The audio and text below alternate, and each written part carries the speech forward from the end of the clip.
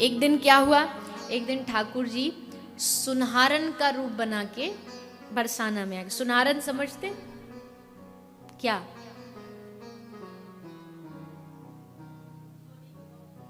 है सोने की बहू, जो सोना बेचता है, हाँ वही। उसको अलग अलग कुछ भी बोल सकते हैं, पर हमारे ब्रज भाषा में सुनहारन बोलते हैं। तो सुनहारन आई बरसाने में, जोर जोर से आवाज लगा रही है, कोई बिछिया ले लो, कोई कंगन ले लो, कोई हार ले लो, जो इसको पहनेगी इसकी ध्वनि सुन करके उसका प्रियतम उस पर रीझ जाएगा। नए नए एडवर्टाइजमेंट के बातें श्री राधा रानी सुना रही हैं, कृष्ण सुना रहे हैं। ये सांवरी इसका नाम था सांवरी सुनहारन। क्या नाम था?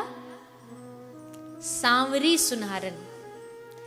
तो सांवरी सुनहारन बड़ा सुंदर रूप बना के, सांवला रंग, आवाज में इतना सुंदर जादू, जोर जोर से चिल्ला रही है, भरी दोपहरी में आवाज लगाती जा रही है। एक सखी खड़ी थी, उससे बोली तुम्हारे बरसाने में पानी मिलेगा? मुझको बड़ी जोर की प्यास लगी, थक गई चिल्लाते चिल्लाते। या पूरे बरसाने में एक ग्राहक नहीं है, इतने गरीब हैं का बरसाने वाले।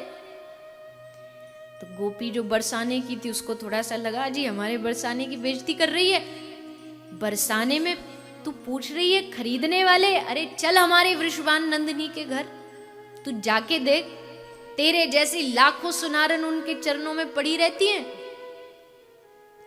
तो सांवरी सुनारन बोली कि ना ना, मैं नहीं जाऊंगी कहीं भी। ठाकुर जी बड़े एकदम ठसक में बोले, मैं नहीं जाऊंगी कहीं। मैंने सोची या बरसाने को इतनो नाम सुनो कि यहाँ पर बड़े अच्छे अच्छे बड़े सेठ लोग रहे हैं, पर यहाँ तो लगे सारे की सारे गरीब हैं। गोपी को लगी बड़ी चतुर ये सुनारन है, बहुत बोलती है, और गांव में जाके बरसाने की बुराई करेगी, इससे अच्छा इसको लेकर के राधा रानी के महल में जाऊं, राधा रानी इससे कुछ खरीद लें, तब जाके ये सब जगह जाके हमारे बरसाने की थोड़ी बुराई करेगी। तो सखी को लेकर के, सुनारन को लेके सखी घर आ गई, राधा रानी के महल में आ गई। तो ललिता बाहर खड़ी थी। ललिता ने पूछी कौन है? तो गोपी बोली एक सुनारन है, कुछ पसंद आए तो ले लो, नहीं बिकेगा तो बदनाम करेगी हमारे गांव को। तो ललिता ने कहा दिखा क्या है तेरे पास, अगर मुझे कुछ पसंद आया तो हम राधा रानी को दे देंगे। तो सांवरी सुनारन बोली कि ये बता, तू अपने लिए ले रही है या किसी और के लिए ले रही है? ललिता बोली किसी और के लिए, राधा रानी के लिए। तो सांवरी सुनारन बोली कि पहले जिसको लेना उसको लेकर के, उसी को दूंगी। ललिता बोली तू तो बहुत बड़बड़ बड़बड़ करती है, तुझे क्या फर्क पड़ता है कि कौन पहने कौन ना पहने, लेना हो तो लो, नहीं तो मैं जाती हूं। बड़ा घमंड है तुझ में तो। तभी भीतर से राधा रानी की आवाज आई, कौन है?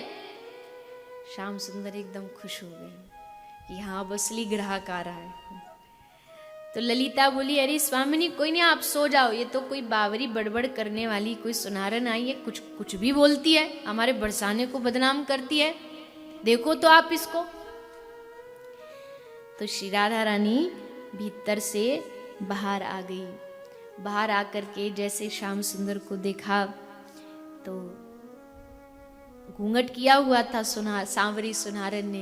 राधा रानी ने कहा क्या है तेरे पास, दिखा। तो कहा कि मेरे पास एक बड़ी सुंदर पायल है, देखोगी आप? राधा रानी ने कहा दिखा। तो तुरंत अपने झोला में से पायल निकाली और श्री राधा रानी ने अपना पांव आगे किया और पांव आगे करके श्री श्याम सुंदर ने वो पायल लेकर के श्री राधा रानी के चरणों से बांधी। और जैसे बांधी वो स्पर्श जैसे राधा रानी को हुआ तो स्पर्श करते ही समझ गई कि ये सांवरी सुनारन कौन है। स्पर्श से ही राधा रानी समझ जाती है कि ये छलिया आ गया है, अब छलने के लिए ये छलिया आ गया है। बस तुरंत घूंघट उठाया और घूंघट उठा के देखा तो श्याम सुंदर मुस्कुरा रहे हैं। यानी सारे ब्रज में श्री श्याम सुंदर श्री राधा रानी की एक झलक पाने के लिए, दर्शन करने के लिए ऐसी ऐसी सुंदर लीलाएं करते हैं। कभी कोई भाव में, कभी कोई भाव में आकर के श्री राधा रानी का दर्शन करते हैं, क्योंकि श्याम सुंदर भी जानते हैं कि श्री राधा रानी की कृपा अगर हो जाए, बरस जाए और राधा रानी अपना बना ले तो त्रिभुवन का सब साम्राज्य प्राप्त हो जाता है।